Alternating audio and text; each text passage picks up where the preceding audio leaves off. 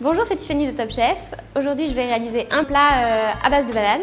Donc, ça sera une ballotine de volaille croustillant coco avec de la banane au lard fumé. Voilà, je trouve que c'est un goût sucré, subtil, qui plaît vraiment à tout le monde, que ce soit petit ou grand. Alors, les différents ingrédients pour mon plat, c'est 2 blancs de volaille, 300 g de poitrine fumée tranchée, 4 bananes jaunes, mûres de préférence, 100 g de semoule fine, un citron, 50 g de raisins secs blonds, 2 œufs, 20 g de beurre, une cuillère à soupe de farine, 100 g de coco râpé.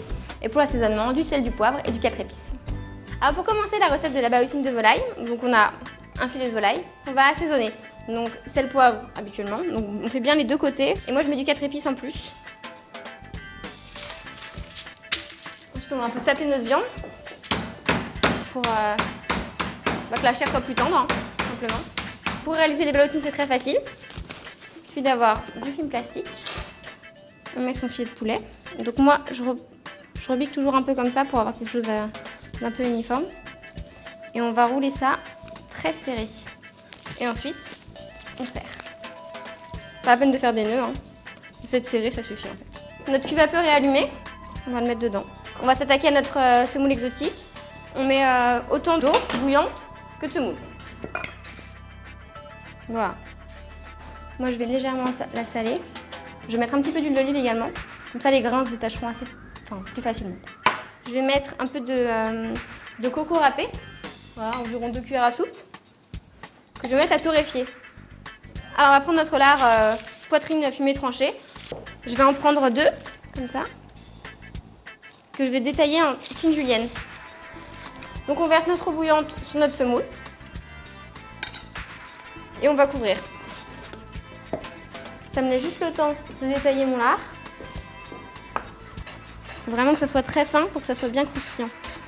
Donc là, on va mettre notre petite julienne de lard à griller. Donc la coco, elle est prête. Donc on voit, elle a fait une jolie teinte dorée. Et on sent que ça a vraiment un beau parfum. On la débarrasse. On surveille notre lard. Donc dans le cuve vapeur, on peut retourner au bout de 5 minutes le blanc de poulet. Donc la semoule a bien gonflé. On les graine facilement avec une petite fourchette. Donc voilà, c'est vraiment histoire de séparer les grains. Un peu de sel, un petit peu de poivre. Hein.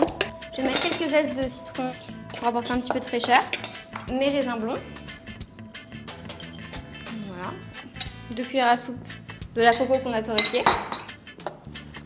Voilà. Et en dernier, on va rajouter donc notre lard croustillant pour apporter de la couleur, puis un petit goût fumé. Ce sera agréable en bouche. Voilà. En passant, on vérifie notre poulet. Donc il est bon, il est cuit. Vous comptez 10 minutes en général, il ne faut pas vous tromper. Voilà, donc on a nos bananes. Donc le principe très simple, enrouler le lard autour des bananes.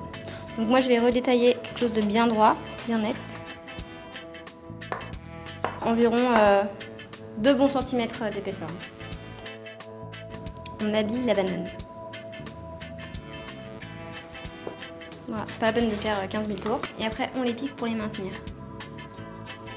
Donc là, nos 4 petits bouchons de banane au lard sont prêts. Donc maintenant, on va préparer la panure. Donc très simple. Il faut donc de la farine et des œufs. Ça, c'est la base. Donc, on va assaisonner. Sel, poivre. On va les battre légèrement.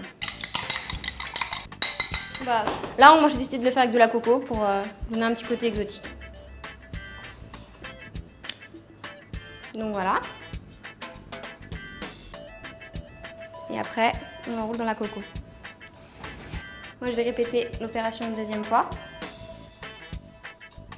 Comme ça, on a plus de... Là, voilà, on a une vraie croûte de coco. Et voilà.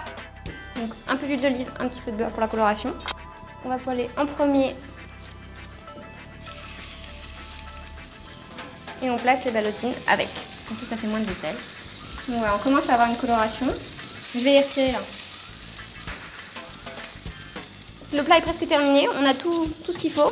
Je râpe un peu de zeste de citron sur le dessus pour donner un petit peu de goût. Et puis on va passer au dressage.